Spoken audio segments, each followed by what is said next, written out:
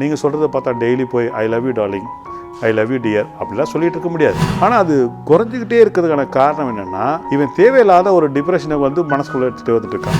மனைவி என்பவள் யார் அப்படின்னு வள்ளுவர்கிட்ட போய் கேட்டோன்னே அவர் சொன்னார், மனைவி என்பவள் சாதாரணமானவ கிடையாதுடா, இன்னொன்று ஒரு ஈகோ கிளாஸ் வளர்ந்துகிட்டே இருக்குது. நானும் நினச்சி உங்க கூட வாழ்கிறேன், வேறு எவளாக இருந்தாலும்னா 3 நாளில் அம்மா வீட்டுக்கு போயிருப்பா. இப்போ கூட நம்ம ஆளுங்க யாருமே நீ சாப்பிட்டியான்ற ஒரு வார்த்தையை கேட்குறதே கிடையாது.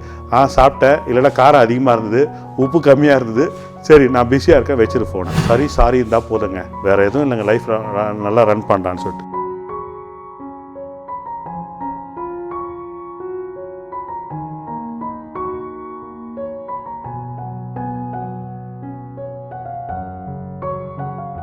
தமிழ் சொந்தங்கள் அனைவருக்கும் இனியவனின் அன்பான வணக்கம். திருமண வீடுகளில் எல்லாரும் மணமகன் மணமகளை பார்த்துட்டே இருப்பாங்க. ஏன்னா அந்த ஃபோட்டோகிராஃபர் பயங்கரமான ஆள். அவர் சில விஷயங்களை சொல்லும் பொழுது நமக்கே ஆச்சரியமாக இருக்கும், அந்த பெண் எவ்வளோ கூச்சப்படுறாரு சொல்லிட்டு. சார் நீங்கள் இப்படி கை வைங்க, நீங்கள் கண்ணை வைங்க, இப்படி பாருங்கள், இப்போ கொஞ்சம் லைட்டாக சிரிங்க. அவன் மாப்பிள்ளை ரொம்ப ஸ்விங்கில் இருப்பான். இங்கே இப்படி இங்கே கைப்பிடிங்க, இங்கே தொல்லைங்க, சார் முத்தம் கொடுக்கூடாது சார், கிட்ட திரும்பணுங்கன்னு. அந்த பெண் ரொம்ப வெக்கப்பட்டுக்கிட்டே இருப்பான்.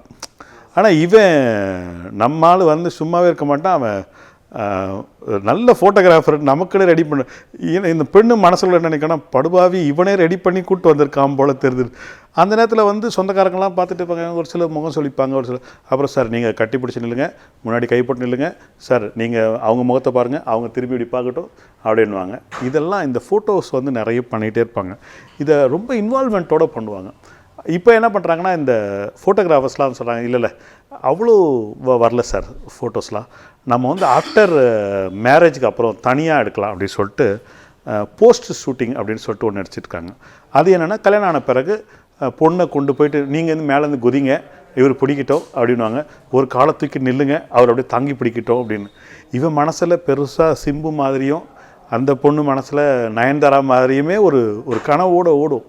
பட் அதுக்கான அந்த பாண்டிங் இருந்துக்கிட்டே இருக்கும் இவங்க 2 பேருக்குள்ள. அந்த ஃபோட்டோ செக்ஷன் முடிஞ்ச பிறகு அதுக்கப்புறம் எல்லாருக்கிட்டேயும் போய் அந்த ஃபோட்டோ ஆல்பத்தை கட்டணும்னு அப்படியே திறந்து போகும். செம்மையாக எடுத்திருக்கானு இவனு நினைப்பான், நமக்கும் ஒருத்தர் எடுத்தான் பாரு படுபாவி, பூவை காட்டி பூக்குள்ளே பொண்ணு முகத்தை காட்டினான்னு. அது ஒரு போன ஜென்ரேஷனுடைய ஃபோட்டோகிராஃபி. இந்த தடவை என்ன பண்ணுறாங்க, போஸ்ட் வீடியோவே பண்ணுறாங்க, ப்ரீ வீடியோ போஸ்ட் வீடியோ. அவர் ப்ரப்போஸ் பண்ணுற மாதிரி, அது அரேஞ்சு மேரேஜ் தான். ஆனால் எல்லாருடைய வீடுகள்லேயும் அந்த போஸ்ட் ப்ரீ வீடியோஸ் பார்த்தா ப்ரப்போஸ் பண்ணி லவ் பண்ணி கல்யாணம் பண்ணணும் அப்படின்ற ஒரு ஆசையில் தான் எல்லாருமே இருக்காங்க. எல்லாம் இந்த அரேஞ்ச் பண்ணி மேரேஜை இன்றைக்கி பெரும்பாலும் வெறுத்துட்டே இருக்காங்க. ஏன்னா எல்லாருக்கும் ஒருத்தனை பார்த்தோன்னே டங்குன்னு பல்ப் எரிஞ்சு மணி அடித்து ஐஸ்கிரீம் காரம் குறுக்க பூந்து வானத்தில் பூ கொட்டி இதெல்லாம் நடக்கிற மாதிரியே தெரில. அது இல்லாமல் ஒரு பெண்ணை அழைச்சிட்டு வந்த உடனே நின்னோடனே இவர் பிடிச்சிருக்கா, பிடிச்சிருக்கு அப்படின்னோடனே அவனை நிமிந்து கூட பார்க்காம அந்த பொண்ணு பிடிச்சிருக்கு, அவனும் சரி பிடிச்சிருக்கு அப்படின்றது இன்றைக்கி பெரும்பாலங்களில் இந்த பார்த்து திருமணம் செய்கிறது குறைஞ்சிக்கிட்டே இருக்குது. ஆனால் என்னோடய கேள்வி என்னென்னா, இந்த அன்பு திருமணம் ஆன உடனே இருக்கின்ற அந்த அன்பு காலப்போக்கில் ஏன் அப்படியே குறைஞ்சிக்கிட்டே வருது? அன்னைக்கு திருமணம் அன்னைக்கு இருந்த ஒரு பாண்டிங்ன்றது, ஒரு ஈர்ப்பு என்பது கொஞ்ச நாள் கழித்து அப்படியே குறைஞ்சிக்கிட்டே வருது. ஏன்? என்னென்னா, நம்ம இல்லை குழந்தை பிறந்துடுச்சு அதனால் நான் இது பண்ணேன். இப்போது நிறைய பேர் நினைக்கிறாங்க, சார் நீங்கள் சொல்கிறத பார்த்தா டெய்லி போய் I love you darling, I love you dear அப்படிலாம் சொல்லிகிட்டு இருக்க முடியாது.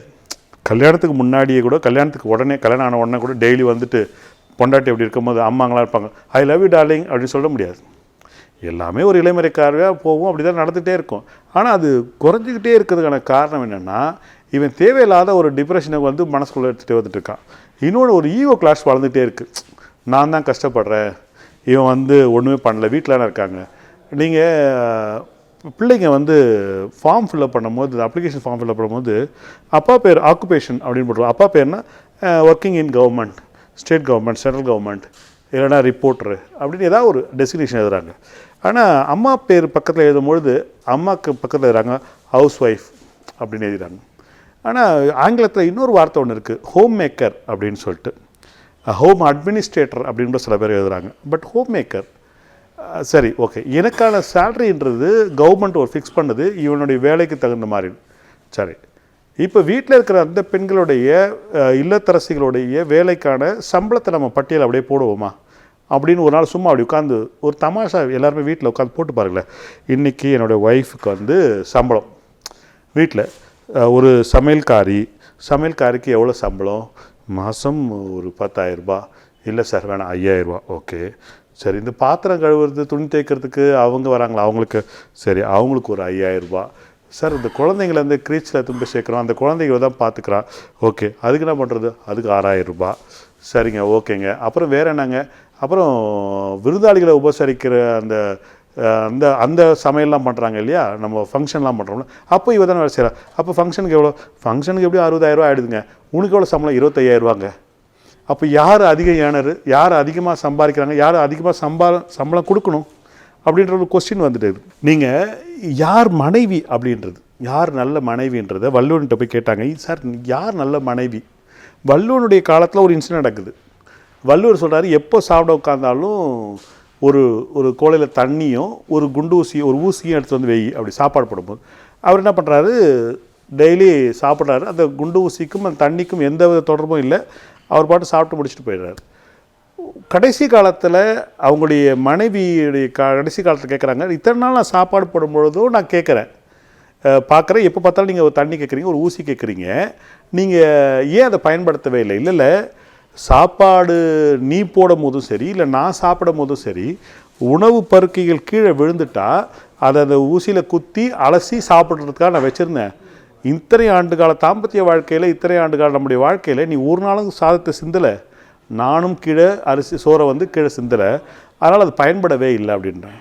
சரி, மனைவி என்பவள் யார் அப்படின்னு வள்ளுவர்கிட்ட போய் கேட்டோன்னே அவர் சொன்னார், மனைவி என்பவள் சாதாரணமானவ கிடையாதுடா, தற்காத்து தற்கொண்டார் பேணி தகை சார்ந்த சொற்காத்து சோர்விலார் பெண் அப்படின்னு சொன்னாங்க.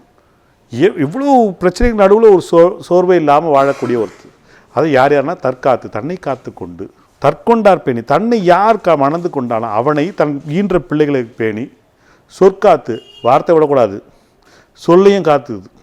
இல்லைன்னு வச்சுக்கலேன், இப்போது நிறைய வீடுகளில் இந்த வார்த்தை வந்திருக்கும், நானும் நினச்சி உங்களோட வாழ்கிறேன், வேறு எவ்வளோ இருந்தாலும் 3 நாளில் அம்மா வீட்டுக்கு போயிருப்பா அப்படின்னு எங்கள் அம்மா அடிக்கடி இந்த வார்த்தையை பயன்படுத்துவாங்க.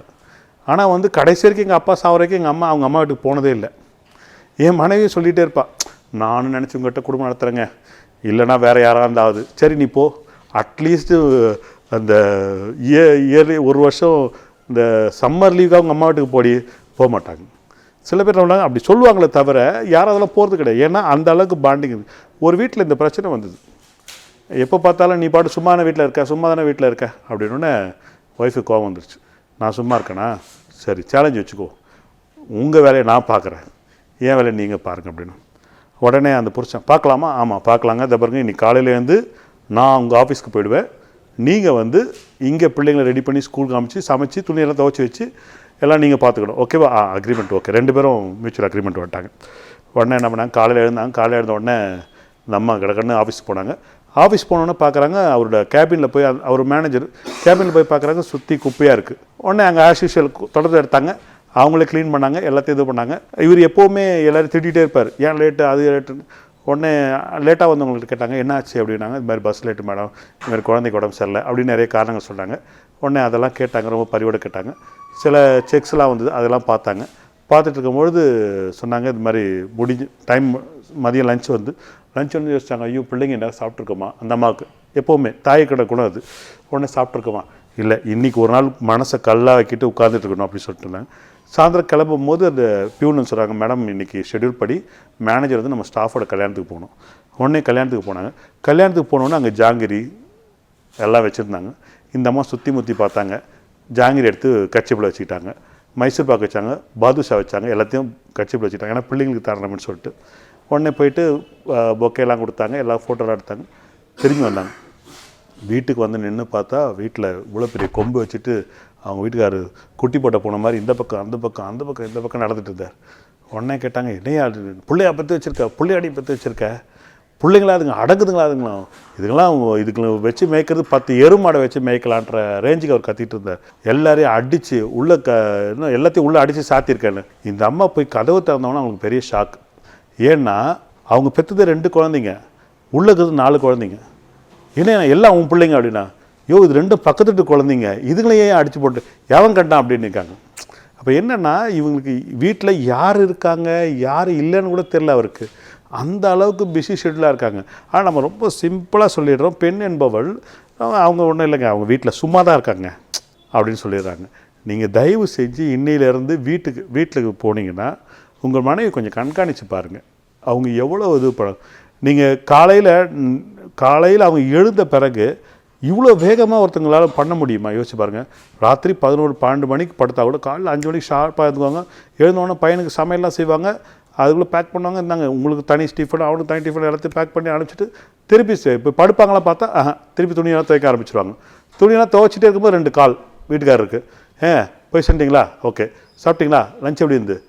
அப்போ கூட நம்ம ஆளுங்க யாருமே நீ சாப்பிட்டியான்ற ஒரு வார்த்தையை கேட்குறதே கிடையாது.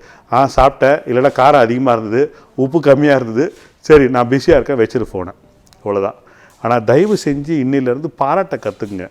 மனைவியை போற்ற தெரிந்தவன் வாழ்க்கையில் ஒரு மகிழ்ச்சியான வாழ்க்கையை நடத்துவான். இன்னையிலேருந்து நீங்கள் ஒன்றுத்துக்கும் ஒரு தேங்க்ஸ் சொல்லி பாருங்கள், ஒரு நன்றி சொல்லி பாருங்கள், ஒரு வாழ்த்துக்களை சொல்லுங்கள். மனைவிக்கிட்ட வாழ்த்துக்களை சொல்லிகிட்டே இருந்தீங்கன்னா நீங்கள் வாழ்க்கையில் ஜெயிச்சுடுவீங்க. என் ஃப்ரெண்டு ஒருத்தர் சொன்னார், சார் 2 வார்த்தை தான் போதும் சார் வாழ்க்கையில் ஜெயிச்சலாம் சார்னார். என்ன 2 வார்த்தைன்னா, ஒன்று மனைவி எது சொன்னாலும் சரின்னு சொல்லலாம், என்ன தப்பாக பண்ணிட்டோம்னா சாரின்னு சொல்லலாம். சாரி இருந்தால் போதுங்க, வேறு எதுவும் இல்லைங்க, லைஃப் நல்லா ரன் பண்ணுறான்னு சொல்லிட்டு.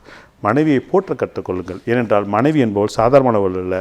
மனைவி என்பவள் தற்கொண்டார் பெண்ணி தகை சார்ந்த சொற்காத்து சோர்விலார் பெண் என்று வள்ளுவன் சொல்லியிருக்கிறான். அந்த பெண் சமூகத்தை போற்றினால்தான் இந்த சமூகம் ஒரு உயரிய நிலைக்கு போகப்படும். எந்த இனத்தில் எந்த வாழ்வியல் முறையில் பெண்கள் போற்றப்படுகிறார்களோ அவர்கள் மிகப்பெரிய அந்தஸ்துக்கு போவார்கள் என்று கூறி விடைபெறுகிறேன். நன்றி, வணக்கம்.